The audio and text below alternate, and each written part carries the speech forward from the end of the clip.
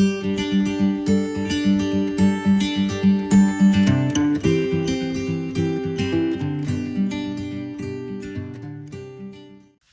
there, okay, today we're going to have a slightly different video than usual. I'm going to give you a quick tour of my garage and show you the workspace I'm going to be creating, kind of how it's looking now, and give you an idea of what it's going to turn into as I carry on building up this workshop and foundry and so on.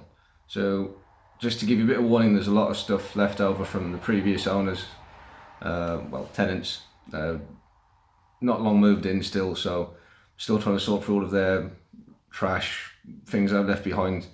So there'll be a lot of mess, but just to give you an idea of the space and what I'm planning. So here we go. Okay, so this is the door leading into my garage.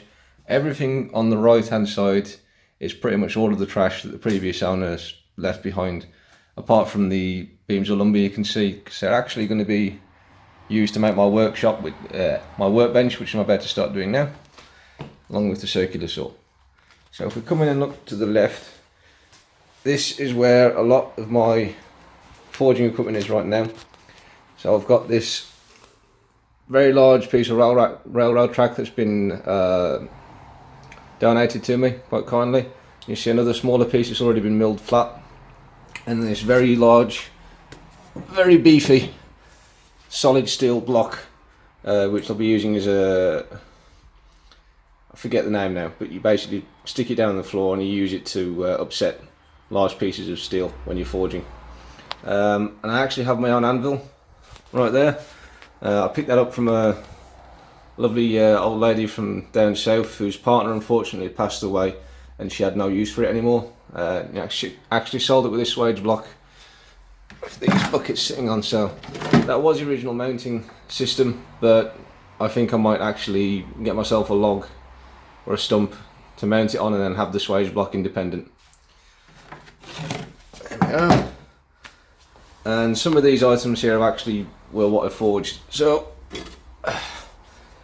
this point was literally the first thing that I'd forged out on an anvil, so it's not brilliant, but that was my very first attempt at actually forging something by hand.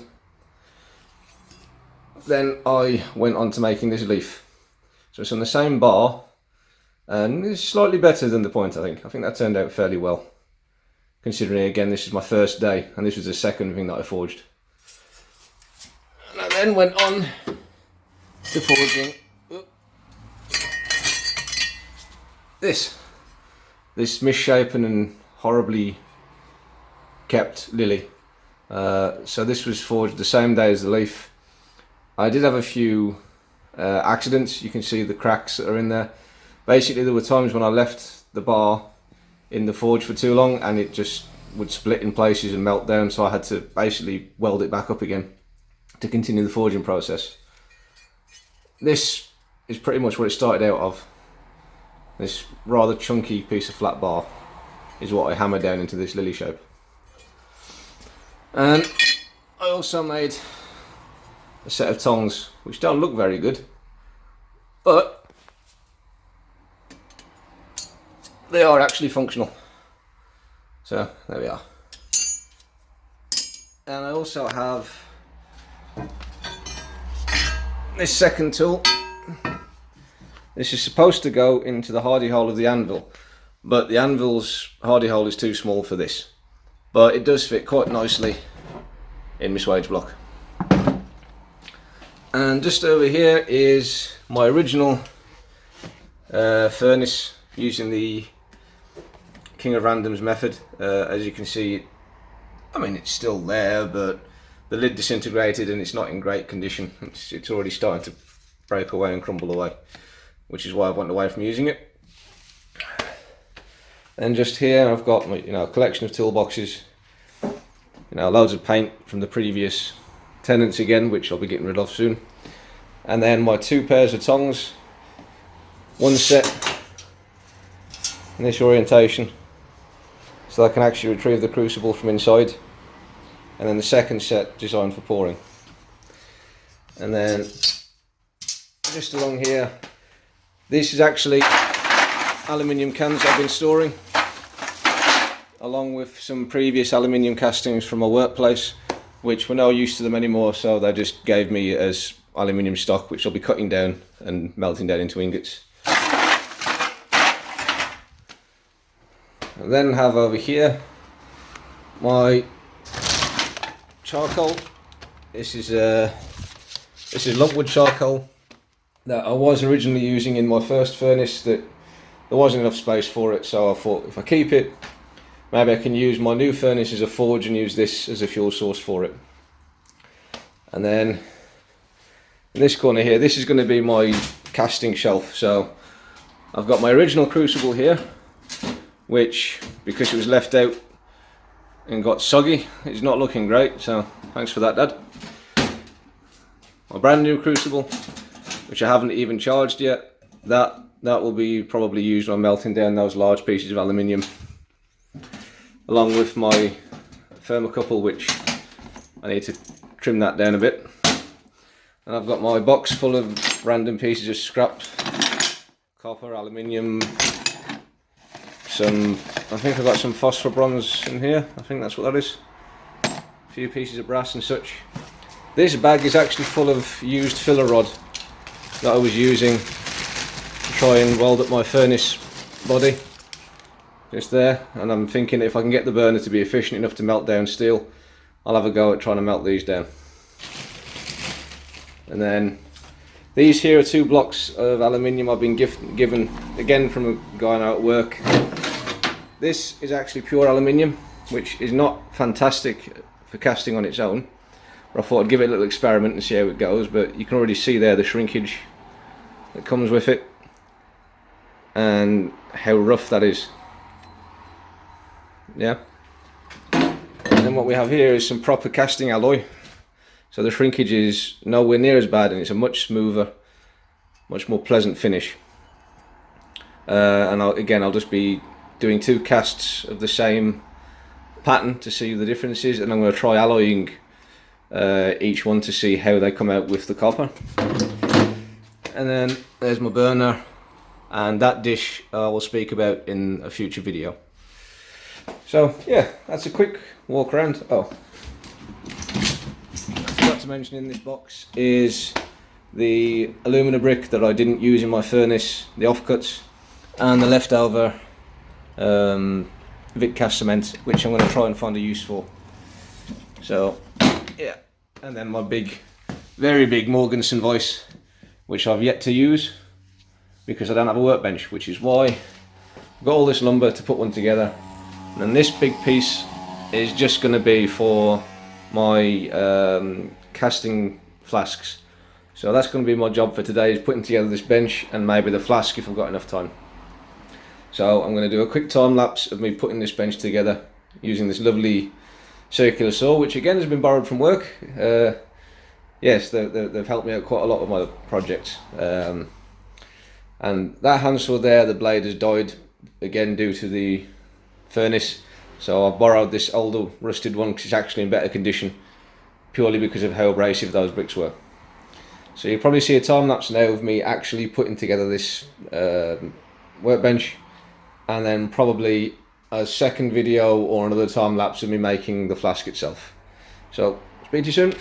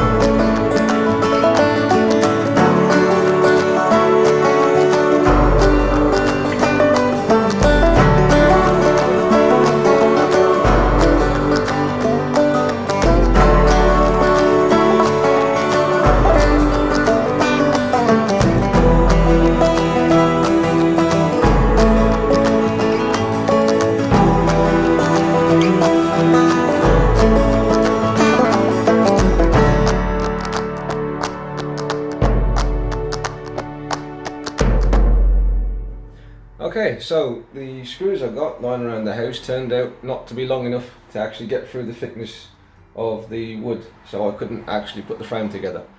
So this job is going to be unfinished at least tomorrow, so I can get some longer screws. And you saw me probably struggling with the printed corner clamps that Paul used on his channel. Didn't seem to work for me. Granted, the actual clamp I had to try and use it wasn't really the best suited for that job, so I'm going to pick up some mitre clamps, excuse me, along with the screws. So I should be able to knock the rest of this together in 15-20 minutes. And when that's finished, then I'm going to go on to the actual flasks. So unfortunately didn't get to finish the job, but it's all pretty much there, so tomorrow I'll finish that off, hopefully, like I say, in 15-20 minutes. Get the flasks done another 25-30, and that'll be the first part of my little workshop foundry setup done here at home. So thanks for watching, and hopefully see you again, and hopefully slightly more successful next time. Bye bye.